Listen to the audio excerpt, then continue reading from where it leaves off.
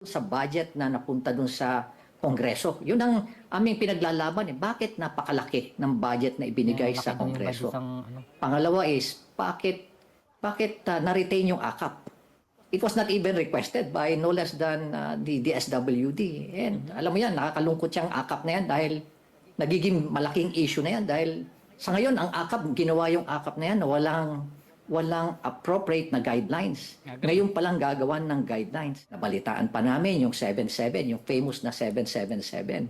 Na every time na sumama ka dun sa sortie ni Speaker, you get 777. Ito yung 21 million, a total of 21 million. 7 million na AIC, 7 million na AKAP, 7 million pa natupad. 21 million. Paano kung nakaapat ka na sortie na nasalihan? Tibig mo sabihin yun, 7 times 21. Yun yung mga allegations na binabanggit sa amin at in fact, reliable sources ang pinanggagalingan yan. Although these are allegations, reliable sources ang pinanggagalingan. Hello mga kababayan, welcome back dito sa ating channel at panibagong video na naman nating gagawa ng reaction mga kababayan. So ito nga po yung video ng mga congressman na kasama ni Speaker nung mga panahon na umiikot sila last year dito sa Batangas, sa Cavite, dyan sa mga mall dyan sa Manila. Ayan, nag-iikot sila nung namahagi nga sila ng mga ayuda. At tingnan natin mga kababayan kung sino po yung pinakamagaling doon na mga congressman na puring-puri no, kay Speaker Romualdez. Panoorin natin mga kababayan ang mga video nila. At ito nga po yung video rin po ni Mayor Benjamin Magalong no, na sinawalat nga po niya na ganun nga yung mga 777 na scheme no, na nakukuha ng mga congressman kapag sumasama sa mga sortie ni House Speaker Martin Romualdez. So panoorin natin mga kababayan itong mga video nila. Pumunta sa atin lahat, walang iba, sa ating Speaker, Martin Romualdez. Si Rufus Rodriguez to mga kababayan, congressman ng Cagayan de Oro City. Hindi ang Speaker nakatira lang dyan sa Batasan. Wow. Ang ating Speaker pumunta na sa mga 25 ng malalawigan at mga siyudad. Bakit gusto ni Speaker na siya pupunta sa ating lahat? Kasi gusto niya tumulong sa ating mamamayan sa buong Pilipinas, kasama na ang Lipa City at Batangas. Wow. Oh my God! Wow! Kaya magpasalamat tayo ang speaker natin. Puring-puri. Maraming programa. Bakit?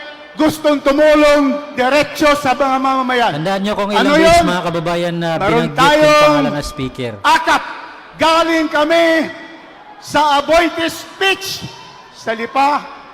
30,000 people nandun. Kami 30,000 salamat kay Senator Recto. Salamat sa ating mga sponsors. may sponsor pa lang iba. Doon binigay na Speaker ang AKAP ayuda para sa kapos ang kita. Bibigyan sila ng 3,000 to 5,000 karamihan nila. At saka lahat, binigyan din ng mga bigas ni Speaker. Wow. Kaya andon ang Speaker dito ngayon, dito sa ating venue, ibibigay ni Speaker ang mga beneficiaryo kayong lahat sa Sibol! Wow. Mimigay sila. Startup, investment, business opportunity, livelihood. Kayong lahat ngayon ay makatanggap personal sa atong minamahal na Speaker. Kaya kami mga congressmen, nakita namin ang leadership ni Speaker sa pagpunta sa iba-ibang lugar sa Pilipinas. Galing na kami sa Tawi-Tawi. Nandito kami ngayon ipakita na ang House of the People, House of Representatives ay pupunta sa ating mga tao at mga beneficiaries dito sa Lipa. That is why it is my honor as a congressman of Mindanao. I have to fly here to Manila and come here. Taga Mindanao kami, galing na si Speaker sa maraming lugar sa Mindanao. At saka ngayon, nandito kami. Kaya ating salubungin na masigasing palakpak ang atong minamahal na Speaker of the House of the People, walang iba, Speaker Martin Romualdez. Pampo natin, Congressman Erwin Tulfo. Yan si Erwin Tulfo to mga kababayan. Maraming salamat po. Magandang hapon po. Pasensya na ho kung medyo nag-antay ho kayo. Marami pa po kasi kami dinaanan. Salamat po. Alam ko na ho, excited kayo. Kausapin ko na itong mga kasama ko. Unang-una po, palakpakan po natin ang ating House Speaker, Ferdinand Martes Romualdez Palakpak, Jr. palakpak. Siyempre, nandiyan din po si Senator Bong Revilla. Kasama ko rin po ang isa sa mga kandidato na inanunsyo ng Pangulo sa pagkasenador, si Congresswoman Camille Villar. And your very own Congresswoman Lani Mercado Revilla. At sa mga congressman po ng Agimat Party List at ng mga anak po ni Senator Bong at Congresswoman Lani, palakpakan po natin. And of course, ang 200 mga congressman, late lang Wow, po yung 200 iba, na palakpakan congressman po yung natin. sumama. Importante po yung mga yan. Importante daw. Anyway, hatid po namin ang maganda pong programa ng pamahalaan. Ito pong ISIP, scholarship po and incentive program ng pamahalaan. Ito po ay nabuo. Konsepto po ito ng mahal na Pangulo Ferdinand Marcos Jr.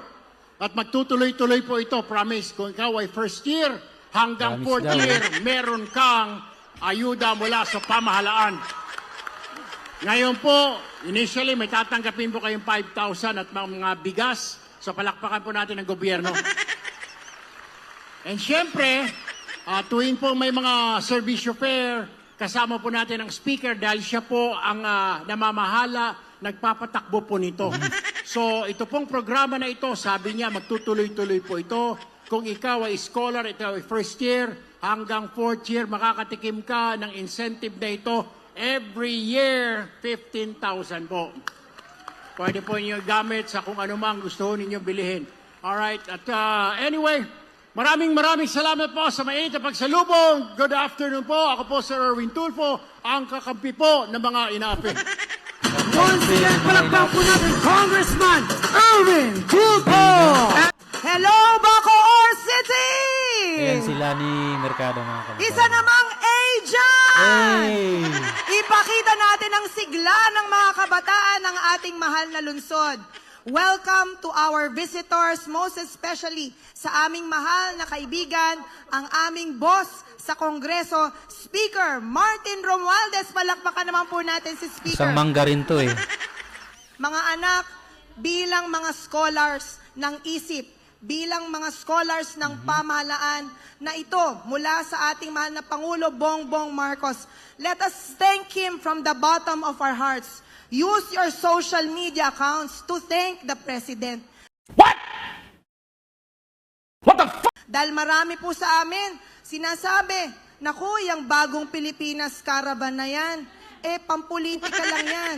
Mind you, itong programang ito, 1 taon na pong umiikot. Simulat sa poll na binoto natin, si BBM, umikot na ang bagong Pilipinas Caravan sa iba't ibang mga lalawigan ng ating kapuluan, Luzon, Visayas, and Mindanao.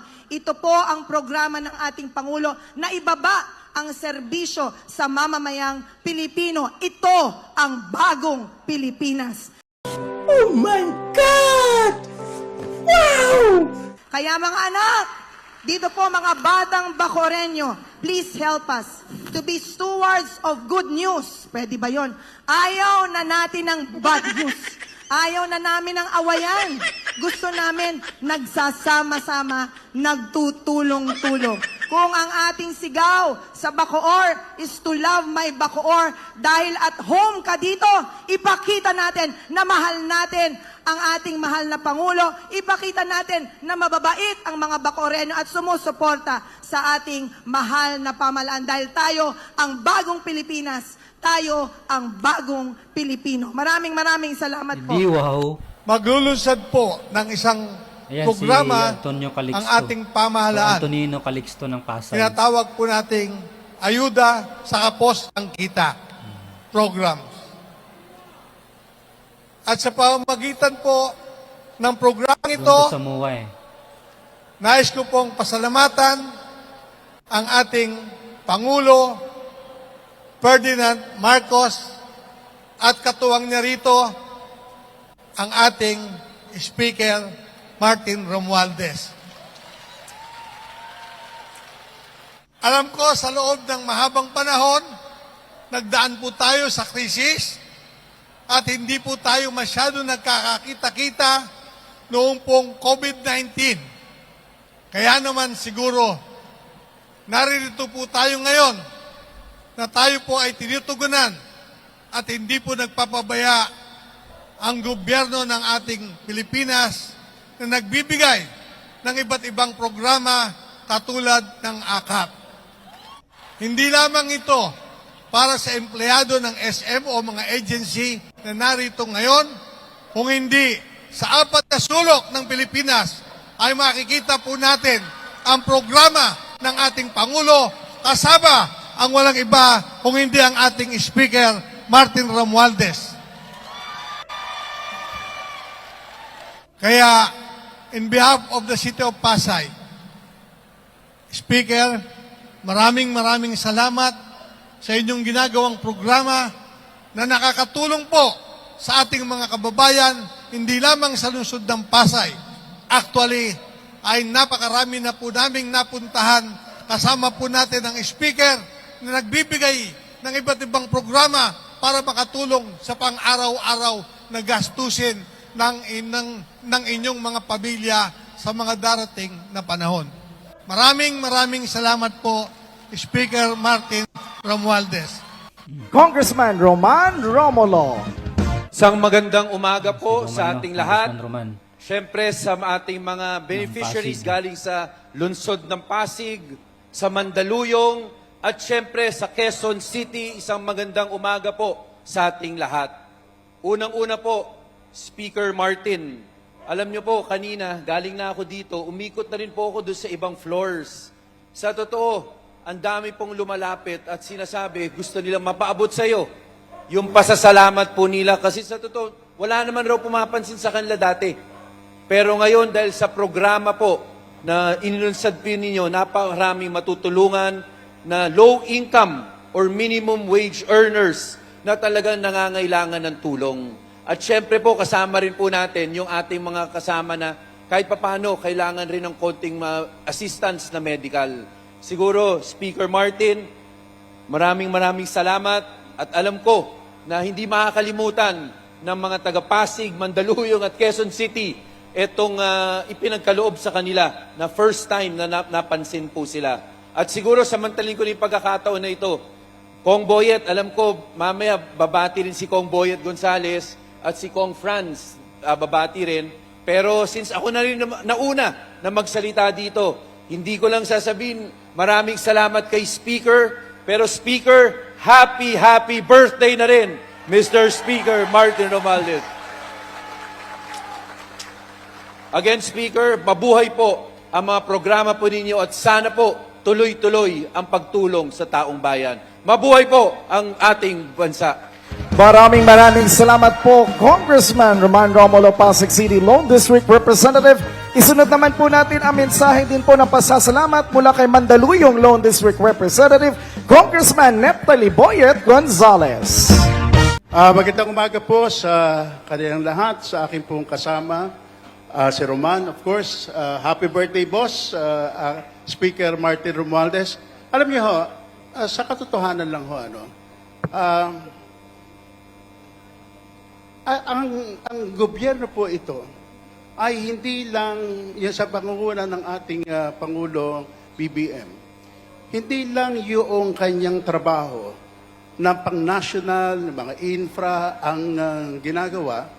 For the first time, ako magsasabi ho sa inyo, for the first time, this national government is also doing a job na ginagawa ng mga local government. Ngayon lang ho nangyari ito, na talagang diretsyong bumababa yung mga programang social services na nanggagaling ho sa national sa pamamagitan ho ng opisina ng ating Pangulo and of course, under the leadership of our Speaker Martin Romualdez. Ngayon ho, nangyayari ho ito. Kaya ho kami mga congressman, tagal ko na ho congressman pero for the first time, ang mga congressman ho ngayon ay nagkakaroon ho ng valor doon sa aming mga distrito. Bakit ho? Sa tulong ho ni Speaker Martin Romualdez, talagang ang mga ayuda na bumababa sa aming mga distrito ay talagang siksik liglig. Marami ho. Yan, siksik-liglig nga, mga kababayan. Boss, Siya yung may Speaker, sabi noon. talagang sabi nga ng aking tatay, hayaan nyo ng to borrow the words of my late father. Hayaan nyo sa pamamagitan ko ay hugutin sa kaibuturan ng aking puso ang pasasalamat ko sa inyo dahil sa inyong liderato ay nakikita ng mga tao ang tunay na pagmamahal ng isang leader, hindi lang pagawaing bayan na ang ginagawa, kundi yung pangangailangan ng mga tao na kahit papano ay natutupad ang inyong mga pang-araw-araw na pangangailangan. Of course, sasabihin ho natin, ano ba naman ito? Hindi ho gaanong kalaki. Pero hindi ho yung kalaki ko, hindi ho yung kahalagahan ho na sa puso nang gagaling yung serbisyo ho na ibinababaho sa ating mga mamamayan. Pero ang kalakihan ho ng ayudang matatanggap nyo ngayon, depende na ho sa inyo. Kung gagamitin nyo ito sa mga hindi dapat paggamitan, gagamitin para sa bisyo, gagamitin para sa sugal, gagamitin para sa sigarilyo, or sa mga alak, din hindi ho maganda ito. Pero kung ito ay gagamitin nyo para sa dagdag ng pangangailangan nyo sa buhay, then lumalaki ho ito at nagkakaroon ng kahalagahan sa inyong gastusin sa mga pang-araw-araw. Kaya, Speaker, sana ay talaga hong isapuso natin na sa panahon ngayon ito, ay buti na lang ho, ay meron ho tayong Speaker Martin Romualdez na tunay na nagmamahal at tunay na kumakalinga sa mga mamayang Pilipino. So sa inyo lahat, mabuhay ho kayo at magandang umaga. Ayun mga kababayan. Sino doon sa kanila ang pinaka-the best na magsalita or nagsalita? So ayan, comment down below kung sino sa tingin nyo pinaka puring-puri, yung pinakamagaling na pumuri. Ayan, comment down below at maraming salamat sa inyong subaybay. Ayan, dito sa ating channel at see you again sa ating next video. Bye-bye!